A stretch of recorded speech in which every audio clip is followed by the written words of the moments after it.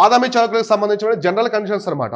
అంటే మనకి సామాజిక పరిస్థితులు, అడ్మినిస్ట్రేషన్ ఇవన్నీ ఎలా ఉన్నాయో చూద్దాము.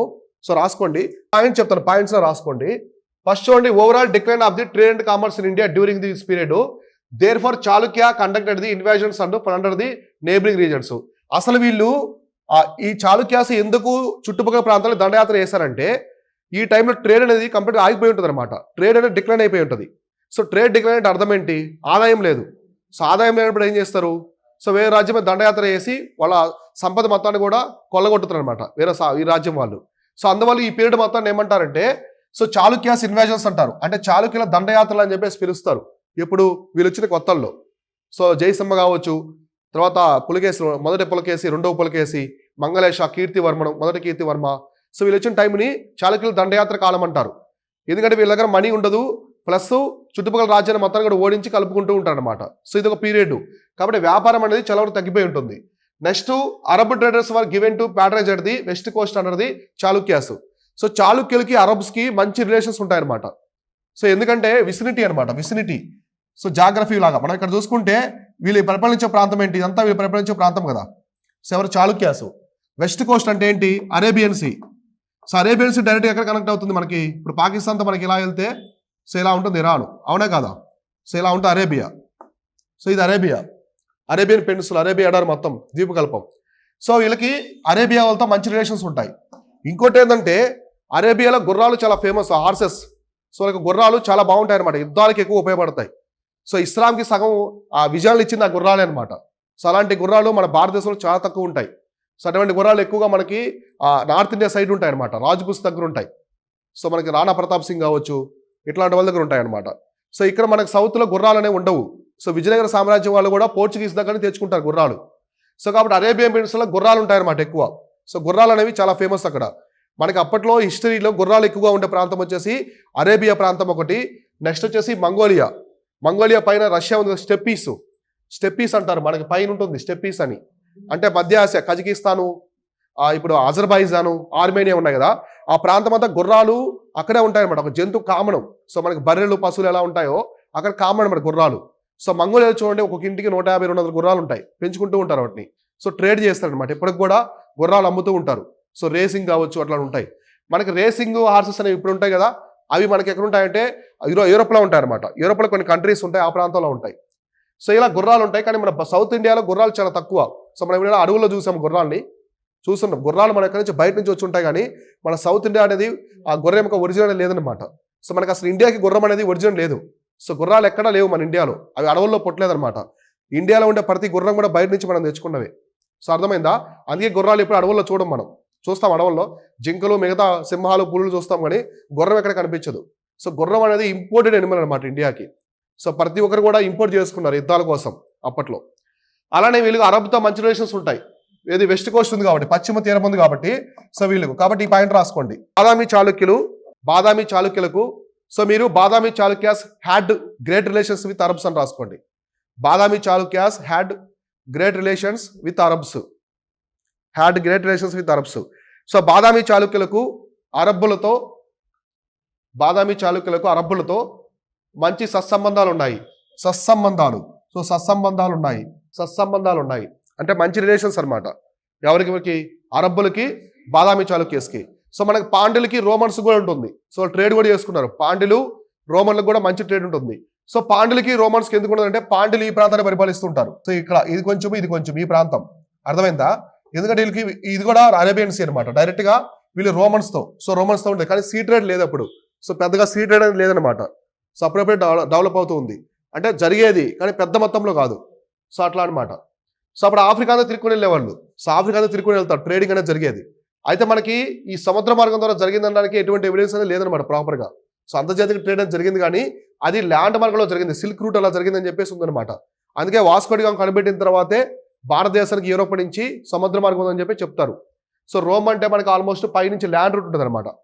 సో ల్యాండ్ రూట్ గ్రీస్ అక్కడి నుంచి కజకిస్తాను, ఇరాను అట్లా మన ఇండియాలోకి వచ్చేది అప్పట్లో. సో నెక్స్ట్ మనం చూద్దాము, ఇది రాసుకున్నారు కదా. సో అరబ్స్తో వీళ్ళకి మంచి రిలేషన్స్ అనేవి ఉంటాయన్నమాట. Next Chalukyas of Badami practice Brahminism but respect to other sects. So వీళ్ళు బ్రాహ్మణిజం అనమాట. సో వీళ్ళు బ్రాహ్మణిజాన్ని ఫాలో అవుతారు. సో బ్రాహ్మణిజం సో అంటే వైదిక మతం అనమాట. వీళ్ళు ఫాలో అయ్యేది బ్రాహ్మణిజం. సో రాసుకోండి, మీరు దే ఫాలోడ్ బ్రాహ్మణిజం అని రాసుకోండి. ఇంగ్లీష్ మీడియం వాళ్ళు they followed Brahminism. So Telugu medium వాళ్ళు వీరు బ్రాహ్మణిజంని, సో బ్రాహ్మణిజం అంటే మనకి వైదిక మతం అనే బ్రాహ్మణత్వాన్ని అనేది రాసుకోవచ్చు. సో బ్రాహ్మణిజం అంటే వైదిక మతం అని రాసుకోవాలి మీరు. సో వైదిక మతాన్ని ఫాలో అయ్యని రాసుకోండి. సో బేసిక్గా వీళ్ళు బ్రాహ్మిన్స్ అనే ఒక పాయింట్ కూడా ఉంది, కానీ అది ప్రాపర్గా లేదు, మన కర్ణాటక హిస్టరీలో ఉంటుంది. సో వీళ్ళ గురించి ఎవిడెన్స్ లేదనమాట, ఎక్కడి నుంచి వచ్చారని చెప్పేసి. సో ఎక్కడి నుంచి వచ్చారని రాష్ట్రకూట నుంచి వచ్చారంటారు, కానీ రాష్ట్రకూట చివరిలో వస్తాడు. సో బాదామి చాళుక్యులు చివరి చక్రవర్తిని ఓడించి రాష్ట్రకూట ఫౌండరు, కానీ రాష్ట్రకూట నుంచి ఎలా వస్తారు? సో కాబట్టి వీళ్ళకి సంబంధించినటువంటి ప్రాపర్గా ఇన్ఫర్మేషన్ లేదనమాట పూర్వీకులకు సంబంధించి. So next expansion Brahminism is referred by the building temples in honour of Vishnu, Shiva and other gods అనమాట. వీళ్ళు ఈ బ్రాహ్మణిజంని డెవలప్ చేయడం కోసం, అంటే వైదిక మతాన్ని అభివృద్ధి చేయడం కోసం చాలా టెంపుల్స్ నిర్మిస్తారు. సో కాబట్టి రాసుకోండి, వీళ్ళు నిర్మించే ఆలయాలు సో మీరు రాసుకోండి, దే డెడికేటెడ్ టెంపుల్స్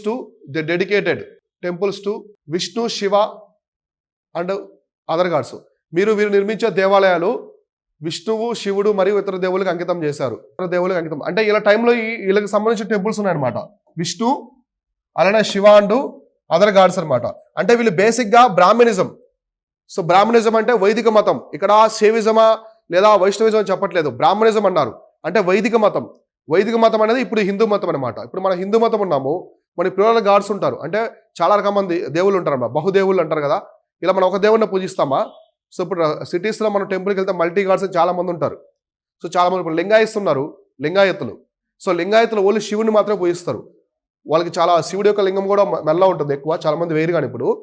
సో వాళ్ళు లింగ రూపంలోనే పూజిస్తారు శివుణ్ణి, సో ఇంకెవరిని పూజించరు. సో ఒక శివుని మాత్రం పూజిస్తారు.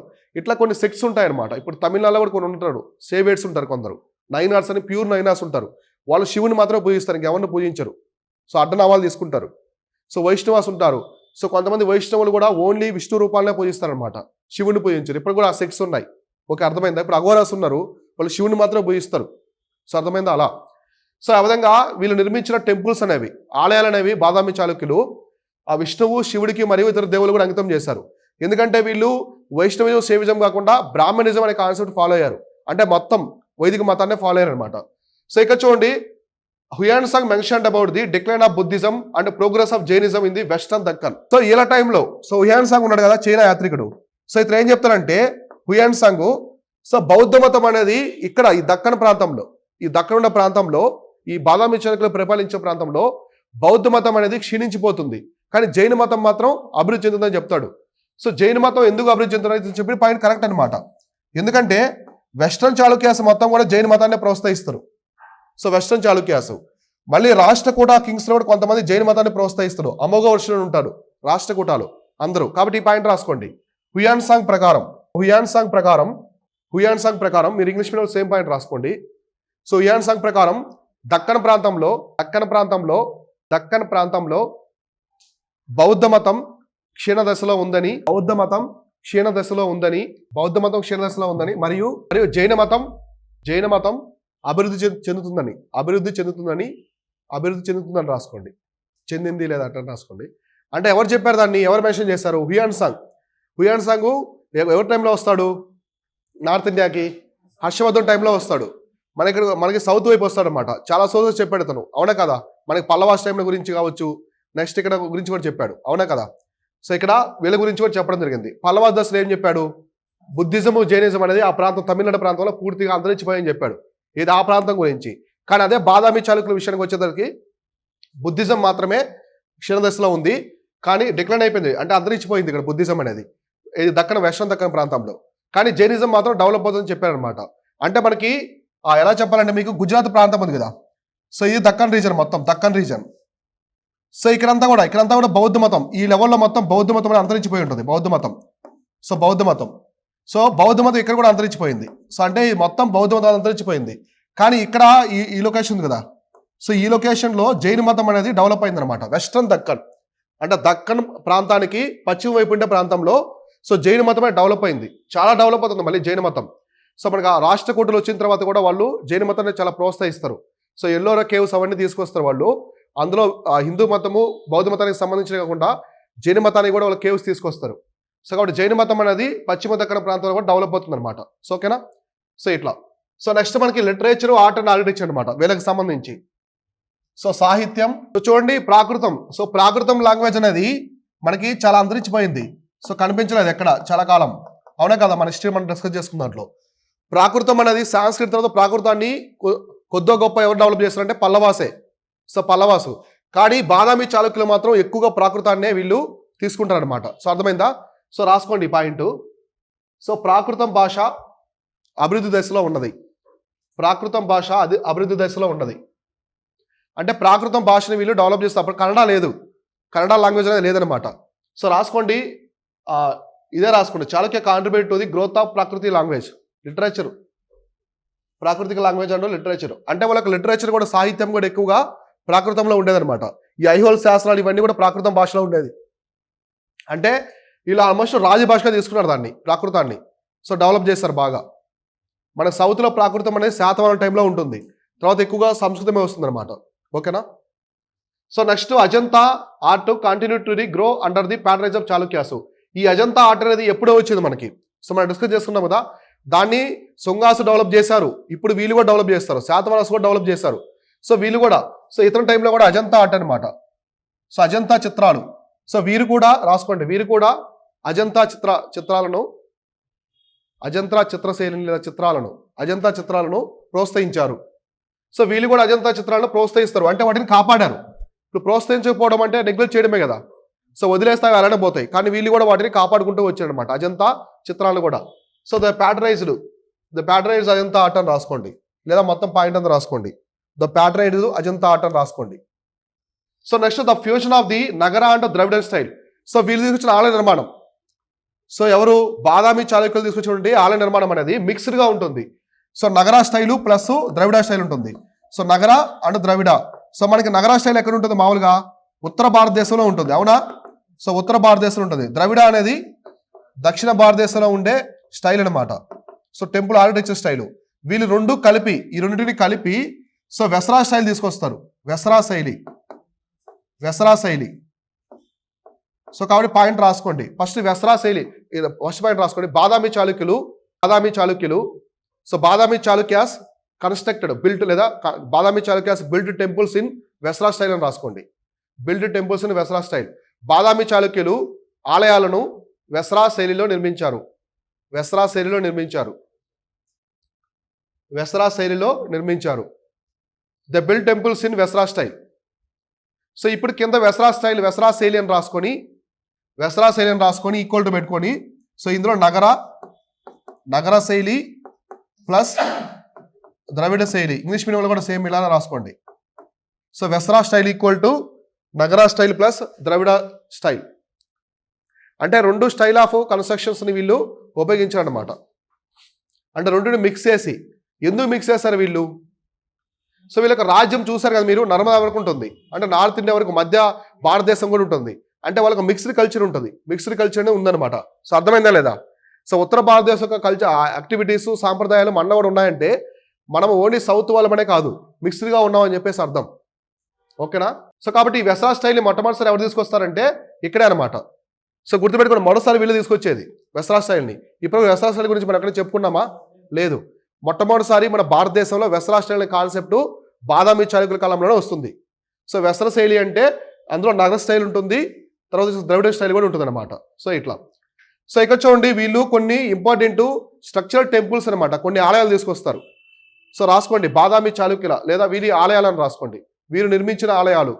సో మీరు జస్ట్ టెంపుల్స్ అని రాసుకోండి. సో వీరు నిర్మించిన ఆలయాలను రాసుకొని ఆ టెంపుల్స్ ఏంటో రాసుకోండి. ఒకటి ఐహోల్ ఆలయం. So Aihole. Next Badami. So బాదామిలో కూడా ఒక ఆలయం ఉంటుంది, బాదామి. నెక్స్ట్ పట్టడక్కల్. సో పట్టడక్కల్. ఈ మూడు వచ్చేసి వీళ్ళు నిర్మించినటువంటి మేజర్ టెంపుల్స్ అనమాట. సో బాదామి చాళుక్యులు నిర్మించిన టెంపుల్స్. సో ఐహోల్ ఆలయం ఒకటి, మళ్ళీ కూడా వస్తాయి ఇవి. ఒక లైన్ రాసుకోండి సింపుల్గా, మళ్ళీ క్లియర్గా ఎక్స్ప్లెయిన్ చేస్తాను. ఐహోలు, బాదామి, పట్టడక్కల్ సో పట్టడక్కల్. సో ఈ కంప్లీట్ టెంపుల్స్ మొత్తాన్ని కలిపి, పట్టడక్కల్ టెంపుల్స్ మొత్తాన్ని కలిపి యునెస్కో వరల్డ్ సైట్ కూడా ఇచ్చున్నారు. మళ్ళీ చెప్తాను నేను, టెంపుల్స్ బొమ్మలు చూపిస్తాను మీకు. సో రాసుకున్నాం కదా, ఇవి మేజర్ టెంపుల్స్ అనమాట. సో మళ్ళీ చూడండి Ajanta cave paintings. So Ajanta cave paintings, Ellora, Nasik, some parts of the cave temples కూడా వీళ్ళు ప్రోత్సహిస్తారు. సో ఇందా మీరు అజంతా రాసుకున్నారు కదా, సో ఇవి కూడా రాసుకోండి, మొత్తం ఇప్పుడు పాయింట్ రాసుకోండి. అజంతా, ఎల్లోరా, నాసిక్. అజంతా, ఎల్లోరా, అజంతా, ఎల్లోరా, నాసిక్. నాసిక్ గుహ చిత్రాలను ప్రోత్సహించారు. గుహ చిత్రాలను లేదా గుహ ఆలయాలను రాసుకున్నాం. ఆలయాలు లేదా చిత్రాలను అంటే మనకి ఈ ఎల్లోరా ఇవన్నీ ఏంటంటే గుహలు అనమాట. అంటే రాళ్ళని తొలిచి తీసుకొచ్చారు వాటిని. అవి గుహల మొత్తాన్ని కూడా వీళ్ళు కూడా ప్రోత్సహిస్తారు. ఎవరు? బాదామి చాళుక్యులు కూడా. ఎందుకంటే వీళ్ళ సామ్రాజ్యంలో ఉంటాయి. సో వీళ్ళు మొత్తం కూడా పరిపాలిస్తారు కదా. గుజరాత్ దగ్గర నుంచి ఈ అంత దక్కన మొత్తం ఉంటుంది. అంటే ఈ ఔరంగాబాదు, ఎల్లోరా ఇవన్నీ కూడా బాదామి చాళుక్యుల కంట్రోల్లో ఉంటాయి. కాబట్టి వీళ్ళు కూడా దాన్ని అయితే ప్రోత్సహిస్తారు అనమాట. తర్వాత number of the rock cut halls అనమాట. Chaityas were constructed and granted to the Jain monks. Chaityas ఇక్కడ బుద్ధిస్ట్ కాదు, బౌద్ధ మతం అనేది క్షీణించిపోయింది. సో డెవలప్మెంట్ స్టేజ్ లేదు ఉంది జైన్ మంక్స్, కాబట్టి రాసుకోండి చైత్యాసు. సో రాక్ కట్టు హాల్స్ అనమాట, అంటే రాతిని తొలిచినటువంటి నిర్మాణాలు. కాబట్టి వీళ్ళు ఏం చేస్తారంటే జైన సన్యాసుల కోసం వీళ్ళు రాసుకోండి, వీరు జైన సన్యాసుల కోసం చైత్యాలను సేమ్ వర్డే ఉంటుంది అప్పుడు. చైత్యాలను దానం చేశారు. The donated rock cut chaityas to the Jain monks అని రాసుకోండి. సో అర్థమైందా? వీళ్ళు డొనేట్ చేస్తారు ఎవరికి? జైన్ మంక్స్కి. సో కన్ఫ్యూజ్ అవుతారు. బౌద్ధ మతం అంతరించిపోతుంది. బౌద్ధ మతం ఇంపాక్ట్ అనేది శాతవాహనుల వరకు బాగుంటుంది, తర్వాత ఇక్ష్వాకుల వరకు ఉంటుంది. విష్ణుకుండిని తీసుకొస్తారు. మనకి స్టేట్ సిలబస్ ఉంది కదా, స్టేట్ సిలబస్లో ఫస్ట్ శాతవాహనాసు, తర్వాత ఇక్ష్వాకులు వస్తారు. వీళ్ళ టైంలో బౌద్ధ మతం అనేది పీక్ స్టేజ్లో ఉంటుంది. విష్ణుకుండినీసు వీళ్ళు బ్రాహ్మిన్స్, విష్ణుకుండినీసు వస్తారు. తర్వాత వీళ్ళు వచ్చేసరికి మొత్తం డల్ అయిపోతుంది, అంటే అంతరించిపోద్ది బౌద్ధ మతం. ఇక కనిపించదు మనకి. ఈ విష్ణుకుండినీసు ఉన్నారు కదా, వీళ్ళంతా కూడా బీసీ టైంలో ఉంటారు. ఇక్ష్వాకులు వీళ్ళంతా కూడా అంటే మనకి గుప్తాసు వీళ్ళు కంటెంపరీ ఉంటారు. ఈ విష్ణుకుండినీసు అంటే సౌత్లో అప్పుడే అంతరించిపోద్ది బౌద్ధ మతం అనేది. సో బౌద్ధ మతం అనేది అప్పట్లో అంతరించిపోద్ది అనమాట. సో ఓకేనా? సో ఈ పాయింట్ రాసుకున్నారు కదా. సో రాకట్ ఇది. సో మీరు పల్లవాసు ఉంది కదా, పల్లవాసు. సో పల్లవాసులు ఓపెన్ చేయండి. పల్లవాసు దగ్గర ఒక పాయింట్ రాసుకోండి. అది రాసుకున్నారా? సిత్తనస్సల్ కేవ్స్, సిత్తనస్సల్ గుహలు జైన మతానికి సంబంధించినవి పల్లవులు నిర్మిస్తారు. ఈ పాయింట్ రాసుకోండి, నన్ను గుర్తొచ్చింది, నాకు మిస్ అయింది లేదు ఉందా? సిత్తనస్సల్ గుహలు, ఆ పాయింట్ రాసుకోండి. సిత్తనస్సల్ కేవ్స్ ఆర్ పెయింటింగ్స్ అంటే జైన మతానికి సంబంధించినవి, పల్లవుల కాలంలో నిర్మించారు వాటిని. అంటే వాళ్ళు జైన మతాన్ని కూడా ప్రోత్సహిస్తారు కదా. ఎక్కడైనా రాసుకోండి, పల్లవాసులు ఎక్కడైనా రాసుకోండి. సో సిత్తనస్సల్ కేవ్స్ ఇవి జైన మతానికి సంబంధించిన అనమాట. అంటే పల్లవులు జైన మతం కోసం నిర్మిస్తారు వీటిని. సో పల్లవులు నిర్మిస్తారు జైన మతం కోసం. సిత్తనవాసల్ అనుకుంటా, సిత్తనవాసల్ కేవ్స్. పెయింటింగ్స్ కూడా ఉంటాయి వీటికి సంబంధించి, మీరు కూడా గుర్తుపెట్టుకోండి. కేవ్స్ ఉంటే ఖచ్చితంగా లోపల పెయింటింగ్స్ ఉంటాయి. సో పెయింటింగ్స్ అనేవి కామన్గా ఉంటాయి అనమాట. సో ఇది ఎవరి టైం అంటే పల్లవుల టైంలో. పల్లవులు జైన మతం కోసం, పల్లవులు బేసిక్గా వైష్ణవులు, ఆయన జైన మతాన్ని కూడా ప్రోత్సహిస్తారు. సో అది మిస్ అయింది, ఆ పాయింట్ రాసుకోండి. ఎగ్జామినేషన్ పరంగా చాలా ఇంపార్టెంట్ అది. రాసుకున్నారా? సో అలా వీళ్ళు బాదామి చాళుక్యులు చైత్యాస్ కూడా అనమాట. జైన మంక్స్ కోసం చైత్యాస్ను కూడా తీసుకొస్తారు. సో టెంపుల్స్ ఇవన్నమాట. సో టెంపుల్స్ వాళ్ళవి, ఎవరివి? బాదామి చాళుక్యులవి. సో వీటిని పట్టడక్కల్ టెంపుల్స్ అని పిలుస్తారు. మొత్తం బాదామి, ఐహోలు, పట్టడక్కల్ ఈ మూటి కలిపి యునెస్కో వరల్డ్ హెరిటేజ్ సైట్ ఇచ్చారు. సో ఇవన్నీ కూడా యునెస్కో వరల్డ్ హెరిటేజ్ సైట్లో ఉన్నాయి. So UNESCO world heritage site అనమాట. సో ప్రపంచ వారసత్వ సంపద గుర్తింపు ఉంది వీటికి, టెంపుల్స్కి. సో ఈ టెంపుల్స్ చూడండి మొత్తం కూడా మనకి మిక్స్డ్గా ఉంటాయి. ఇప్పుడు ఇది ఉంది కదా శిఖరా అని చెప్పేసి మనం పిలుస్తాం కదా నార్త్ ఇండియాలో. సో శిఖరాలు ఇలా ఉంటాయి. సో శిఖర ఇట్లా, మళ్ళీ ముందు మండపం ఉంది, సో గోపురం ఉంది. సో శిఖర నార్త్ ఇండియాకి సంబంధించింది. సో మండపము, గోపురం అనేది సౌత్ ఇండియాకి సంబంధించింది. అవును కదా, మిక్స్డ్గా ఉంటాయి. సో చాలా బాగుంటాయి వీళ్ళు టెంపుల్స్. సో ఇక్కడ చూడండి ఈ టెంపుల్ కానీ ఇది కొంచెం మిక్స్డ్గా అనిపిస్తుంది బాగా. సో ఇక్కడ చూడండి ఇది ఇంకా మిక్స్డ్గా ఉంటుంది. సో ముందు మండపం ఉంటుంది కొంచెం, పైన శిఖర ఉంటుంది నార్త్ లాగా. సో ఇవన్నీ కూడా బాదామి చాళుక్యులు నిర్మించిన టెంపుల్స్ అనమాట. పట్టడక్కల్ టెంపుల్స్. ఈ పట్టడక్కల్ ఐహోల్, బాదామి ఐహోలు. సో ఈ 3 టెంపుల్స్ ఇవే ఇందాక చెప్పారు కదా. ఆ 3 కమ్మడికి ఇస్తారు. సో కాబట్టి అక్కడ మీరు ఇందాక రాసుకున్నారు కదా టెంపుల్స్ 3, అక్కడ యునెస్కో వరల్డ్ హెరిటేజ్ సైట్ అని రాసుకోండి. యునెస్కో వరల్డ్ హెరిటేజ్ సైట్ అంటే తెలుగు మీడియం ప్రపంచ వారసత్వ గుర్తింపు వచ్చిందని. సో ప్రపంచ వారసత్వ గుర్తింపు, ప్రపంచ వారసత్వ, మీరు యునెస్కో వరల్డ్ హెరిటేజ్ సైట్ అని రాసుకోండి. వారసత్వ ప్రదేశంగా, వారసత్వ ప్రదేశాలు. సో ప్రపంచ వారసత్వ ప్రదేశాలు, వరల్డ్ హెరిటేజ్ సైట్స్ అనమాట. ఇది ఎవరిస్తారంటే యునెస్కో వాళ్ళు. సో యునెస్కో వాళ్ళు ఇస్తారు. సో కాబట్టి మన భారతదేశంలో ఉండే వరల్డ్ హెరిటేజ్ సైట్స్ ఇవి కూడా ఉన్నాయి. సో పట్టడక్కలు, ఐహోలు, బాదామి టెంపుల్స్ కూడా మొత్తం ఉన్నాయన్నమాట. ఇప్పుడు ఎవరో టైంలో టెంపుల్స్ వీళ్ళని కొన్ని స్టేజెస్లో తీసుకొస్తారు. సో మనకి కొన్ని స్టేజెస్లో తీసుకొస్తారు టెంపుల్స్ని. సో చూద్దాం ఆ టెంపుల్స్ సంబంధించి. మనము పల్లవుల్లో డిస్కస్ చేసుకున్నాం కదా. సో పల్లవాసులో వాళ్ళు కింగ్స్ని బట్టి చెప్పుకున్నాం మనం. అంటే స్టైల్లోనే మారిపోతూ ఉంటారు అనమాట. ఒక్కో కింగ్ ఒక్కో స్టైల్ తీసుకొస్తారు. సో ఇక్కడ వచ్చేసి కొన్ని స్టేజెస్ తీసుకొచ్చారు, 2 స్టేజెస్లో. అవేంటంటే ఫస్ట్ స్టేజ్లో వచ్చేసి ఇట్ వార్ రెప్రెజెంటెడ్ బై టెంపుల్స్ అనేది Aihole and Badami. So first స్టేజ్లో మనకి ఐహోలు బాదామిలో కనిపిస్తాయి అనమాట. అయితే ఆ ఐహోలు బాదామిలో ఒకే టెంపుల్ అంటే కాదు, చాలా టెంపుల్స్ ఉంటాయి. నేను ఇమేజ్లో కొన్ని చూపించాను. ఇందా మీరు పట్టకలు చూస్తారు కదా, చాలా ఉంటాయి. ఇంకా ఇమేజ్లో కనిపించలేదు మీకు. సో ఇమేజ్లో అంతవరకే ఉన్నాయి. చాలా టెంపుల్స్ ఉంటాయి, పెద్ద గ్రౌండ్లో ఉంటాయి. అంటే వాళ్ళు ఒక ఏరియాలో, ఒక విజయనగర సామ్రాజ్యం లాగా హంపీలో ఉంది కదా, సో హంపీలో చూడండి చాలా టెంపుల్స్ ఉంటాయి. సో అప్పుడు రాజులు ఒక పెద్ద ప్రదేశాన్ని ఎంచుకొని మొత్తం అక్కడ ఎక్కువగా నిర్మాణాలు చేపట్టేవాళ్ళు. ఇప్పుడు మహాబలిపురం చూడండి, సో అట్లా ఉంది. అంటే ఎక్కడో దూర ప్రాంతాల్లో పెద్ద టెంపుల్స్ ఉండేది, కానీ ఒకే ప్రదేశంలో ఎక్కువ టెంపుల్స్ తీసుకొచ్చేవాళ్ళు. దాన్ని పెద్ద టూరిస్ట్ స్పాట్స్ అయ్యాయి ఇప్పుడు అన్ని కూడా మన భారతదేశంలో. సో ఇక మనం చూసుకుంటే బాదామి ఐహోల్లో important temples founded the Aihole. అంటే మనకి ఐహోలు బాదామిలో టెంపుల్స్ తీసుకొచ్చారు మొట్టమొదటి దశలో. పాయింట్ రాసుకోండి. తొలి దశ నిర్మాణంలో, సో తొలి దశ నిర్మాణాల్లో ఐహోల్ మరియు బాదామిలలో ఆలయాలు నిర్మించారు.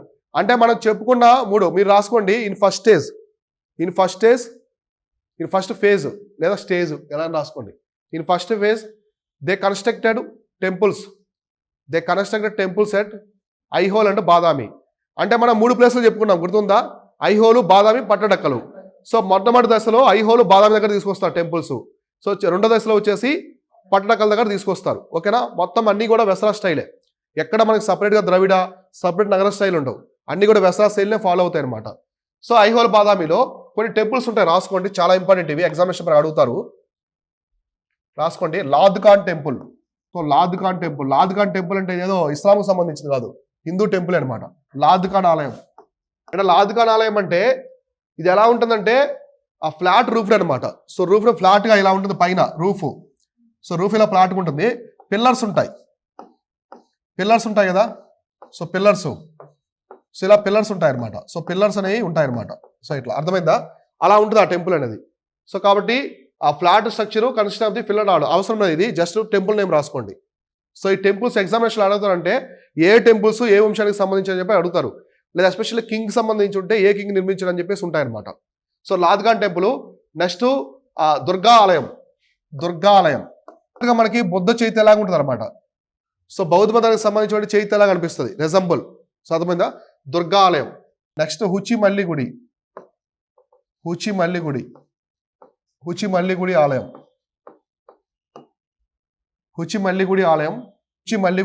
నెక్స్ట్ వచ్చేసి మేగుటి జైన ఆలయం. పైన అన్ని కూడా మనకి హిందూ టెంపుల్స్. మేగుటి అనేది జైన ఆలయం. సో జైన ఆలయం చూడండి, మొత్తం ఎన్ని టెంపుల్స్ ఉన్నాయంటే 70 టెంపుల్స్ ఉన్నాయంటాడ. 70 ఆలయాలు చిన్నవి. కానీ మనం వాటిని చెప్పుకునే ఇంపార్టెంట్వే ఎగ్జామినేషన్ పరంగా. రాసుకున్నారా? సో నెక్స్ట్ ఇవన్నీ కూడా మనకి ఐహోల్లో ఉంటాయి. పైనవన్నీ కూడా ఎక్కువ ఐహోల్లో ఉంటాయి. బాదామి ఏరియాలో ఉండే టెంపుల్స్, బాదామిలో ఉండేవి. ఇవన్నీ కూడా ఏంటి? ఐహోల్లో ఉండే ఏరియాస్. సో ఐహోల్ ప్రాంతంలో ఉండేవి. ఇప్పుడు బాదామిలో ఉండే టెంపుల్స్ చూద్దాం. ఒకటి ముక్తీశ్వర ఆలయం. సో ముక్తీశ్వర ఆలయం. ఇంకోటి మేలగూటి శివాలయము, ముక్తీశ్వర ఆలయం అనేవి బాదామిలో ఉంటాయి. సో బాదామి ప్రాంతంలో ఉంటాయి. సో ఐహోల్లో మిగతా పైన టెంపుల్స్ అన్నీ ఉంటాయి. అనమాట. సో ఓకేనా? ఇలా ఇవి ఐహోల్, బాదామిలో ఉంటాయి. ఈ ఫస్ట్ ఫేజ్ అనమాట. మొదటి దశలో తీసుకొస్తారు. అంటే మొదటి కింగ్స్ ఉంటారు కదా, ఆ టైంలో తీసుకొస్తారు. సెకండ్ ఫేజ్ అనమాట, రెండో దశలో. సో రెండో దశలో ఏమి తీసుకొస్తారంటే represented by the temples at Pattadakal. ఈ పట్టడక్కల్లో ఉండేవి UNESCO world heritage site. So Pattadakal temples అనమాట. సో రెండవ దశ అని రాసుకోండి. సో రెండవ దశ అని రాసుకోండి. రెండవ దశ రాసుకోవాలని పెట్టుకొని పక్కన ఎదురుగా పట్టడక్కల్. సో పట్టడక్కల్ ఆలయాలను రాసుకోండి. పట్టడక్కల్. సో పట్టడక్కల్ ఆలయాలు. సో పట్టడక్కల్ ఆలయాలు ఇవి యునెస్కో వరల్డ్ సైట్ లో ఉంటాయి. పట్టడక్కల్ ఇందాక రాసుకున్నాం కదా. సో ఇందాక రాసుకున్నాం కదా, యునెస్కో వరల్డ్ సైట్ లో ఉంటాయి అన్నమాట ఇవి. సో ఇందులో మనకి 10 టెంపుల్స్ ఉంటాయి అనమాట. మొత్తం 10 టెంపుల్స్ ఉంటాయి. మీరు బ్రాకెట్ లో 10 టెంపుల్స్ ఆలయాలను రాసుకొని 10 అని రాసుకోండి బ్రాకెట్ లో 10. సో మొత్తం 10 టెంపుల్స్ ఉంటాయి. So 10 temples here 4 in the northern style, 6 in the ద్రవిడన్ style. So ఇందులో మిక్స్డ్గా ఉంటాయి టెంపుల్స్. అంటే కొన్ని నార్థన్ స్టైల్లో నిర్మించారు, కొన్ని ద్రవిడన్ స్టైల్లో. సో 10లో వచ్చేసి 4 వచ్చేసి నగరా స్టైలు. ఇంకెన్ని ఉన్నాయి? 6 వచ్చేసి ద్రవిడ స్టైల్. సో ఇలా డివైడ్గా తీసుకొచ్చారు పట్టడక్కల్లో. సో అంటే మిక్స్డ్ కల్చర్ కాకుండా వాళ్ళు మళ్ళీ డివైడ్గా తీసుకొచ్చారు. పట్టడక్కల్లో ఇలా 10 ఆలయాలు ఉంటాయన్నమాట. సో ఇందా మనం చూసాం కదా ఇమేజ్. ఈ పట్టడక్కల్ టెంపుల్సే యునెస్కో వరల్డ్ సైట్. రాసుకోండి. యునెస్కో వరల్డ్ సైట్ వచ్చేసి ఏంటంటే పట్టడక్కల్. ప్రపంచ వారసత్వ గుర్తింపు వచ్చింది ఎవరంటే పట్టడక్కల్ టెంపుల్ అనమాట. సో ఇందాక మనం చూసాం ఆ టెంపుల్స్ అవి. సో ఇవన్నమాట పట్టడక్కల్ యునెస్కో వరల్డ్ సైట్. బాదామి కాదు, పట్టడక్కల్ టెంపుల్స్ యునెస్కో వరల్డ్ సైట్. రాసుకున్నాం కదా ఇందాక. సో ఇవన్నీ ఉంటాయి, మొత్తం 10 టెంపుల్స్ ఉంటాయి. సో 10లో 4 వచ్చేసి 4 వచ్చేసి నగర స్టైల్లో ఉంటాయి, 6 వచ్చేసి ద్రవిడ స్టైల్లో ఉంటాయి. ఇవన్నీ టెంపుల్స్ ఇంకా చాలా ఉంటాయి, చుట్టూ ఉంటాయి. 10 టెంపుల్స్ ఉంటాయి అనమాట. ఈ 10 టెంపుల్ కూటమిగా అంటే మోనుమెంట్స్ ఆఫ్ ది చాళుక్యాస్ అంటారు, లేదా పట్టడక్కల్ ఆలయ టెంపుల్స్ అంటారు. వీటికి యునెస్కో వరల్డ్ సైట్ ప్రపంచ వారసత్వ గుర్తింపు అనేది ప్రదేశంగా గుర్తించారు. ప్రపంచ వారసత్వ ప్రదేశంగా గుర్తించారు అనమాట యునెస్కో వాళ్ళు. సో ఓకేనా. సో ఇలా వీళ్ళు తీసుకొచ్చారు మొత్తం. చూడండి ఇది కూడా ఇమేజే, ఇది కూడా అదే పట్టడక్కల్. సో పట్టడక్కల్ టెంపుల్స్ అనమాట. మొత్తం ఎన్ని ఉంటాయి? సో 10 టెంపుల్స్ అయితే ఉంటాయన్నమాట. సో ఈ పట్టడక్కల్లో గ్రూప్ ఆఫ్ మోనుమెంట్స్ అనమాట. ఈ టెంపుల్స్ మొత్తానికి కూడా యునెస్కో వరల్డ్ సైట్ అనేది ఇవ్వడం జరిగింది. సో ఓకేనా.